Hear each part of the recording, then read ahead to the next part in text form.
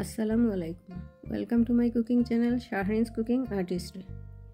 আজকে আমি আপনাদের মাঝে নিয়ে এলাম হালিম রেসিপি। ইফতারের পরে এই রেসিপিটা খেতে বেশ ভালো লাগে। তাহলে ফুল রেসিপিটি দেখার জন্য আমার সাথেই থাকুন। এখানে আমি এক প্যাকেট রেডি হালিম মিক্স নিয়ে নিলাম। এর ভেতরে দুটো প্যাকেট থাকে, একটা থাকে মশলা পাউডার আর একটা হালিম মিক্স। এটাতে আমি 1 লিটার পানি দিয়ে 2 ঘন্টার মতো ভিজিয়ে রেখে দেব। তাহলে আস্তে আস্তে ডালগুলো ভিজবে এবং সফট হবে। এখানে আমি খাসির মাংস 1/2 কেজি নিয়েছি এবং এটা আমি আগে থেকে রান্না করে রেখেছিলাম। মাংসে আমি যে মশলাগুলো ব্যবহার করেছিলাম তা হলো পেঁয়াজ কুচি 1 কাপ, পেঁয়াজ বাটা 2 টেবিল চামচ, রসুন বাটা 2 টেবিল চামচ, আদা বাটা 2.5 টেবিল চামচ, দারচিনি 3-4 পিস, এলাচ 3-4 পিস, গরম মশলা পাউডার 1 চা চামচ, জিরা গুঁড়া 1 চা চামচ, হলুদ গুঁড়া 1 চা চামচ, লাল মরিচের গুঁড়া 1 চা চামচ। আমি এখানে খুব একটা বেশি মশলা ব্যবহার করি নাই, কারণ হালিম মিক্সের সাথে 1 প্যাকেট গুঁড়ো মশলা দেওয়া আছে। এর জন্য আমি মশলা একটু কমিয়ে দিয়েছি, বিশেষ করে হলুদ গুঁড়ো, মরিচ গুঁড়ো, জিরে গুঁড়ো এগুলো আমি কম করে দিয়েছি। আর পেঁয়াজ বাটা, রসুন বাটা, আদা বাটা এগুলো আমি পরিমাণ মতো দিয়েছি। এখন আমি চুলায় ডাল দিয়ে দিলাম, সাথে আরও 1/2 লিটার পানি আমি এতে অ্যাড করব। ডালটা যতক্ষণ না সেদ্ধ হয়েছে ততক্ষণ পর্যন্ত এটাকে নাড়ব, না হলে তলায় দলা পেকে যাবে। এখন দিয়ে দিচ্ছি স্বাদ মতো লবণ, একটু নেড়ে এখন দিয়ে দিব কয়েকটা কাঁচামরিচ, এতে ফ্লেভারটা অনেক ভালো আসবে।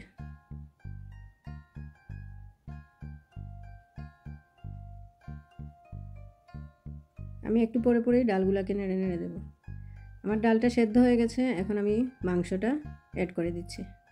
এখানে আমি হাড় সহ খাসির মাংস নিয়েছি।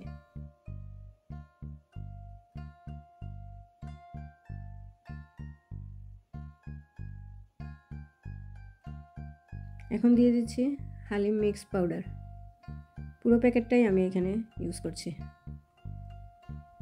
এখন ভালো করে মিক্স করে নেব।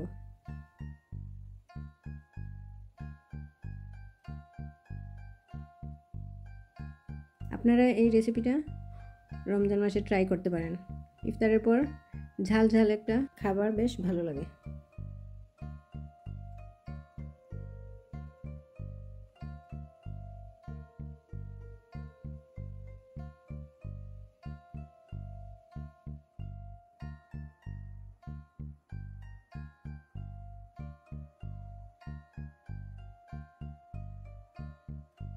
এখন আমি দিয়ে দিচ্ছি কিছু বেরেস্তা।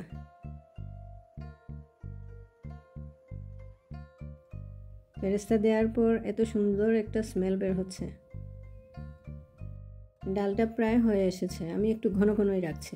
আপনারা চাইলে আরেকটু পাতলা করে নিতে পারেন। নামানোর পরে এটা আরও ঘন হয়ে যাবে। এখন আমি এটাকে নামিয়ে নেব। এখন বাগারের জন্য আমি একটা প্যান বসিয়ে এতে দিয়ে দিলাম 1/4 কাপ তেল। তেলটা গরম হওয়ার পরে দিয়ে দেব 3 টেবিল চামচ পেঁয়াজ কুচি,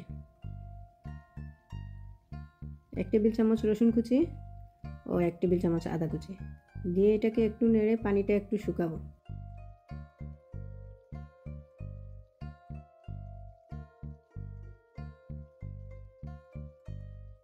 পানিটা একটু শুকিয়ে গেলে এতে দিয়ে দিব 2-3টা শুকনো মরিচের টুকরো। গোল্ডেন বাদামি রং হয়ে গেলে আমি এটাকে বাগার দিয়ে দেব।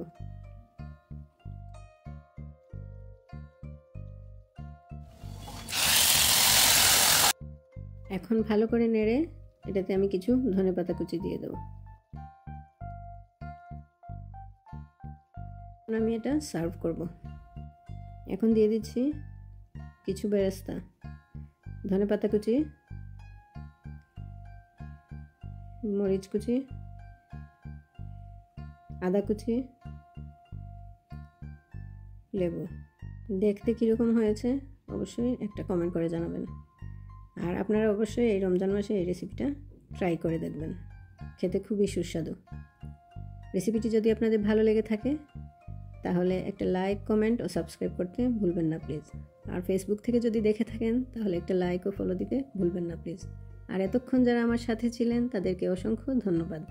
পরবর্তী রেসিপিটি দেখার আমন্ত্রণ রইল।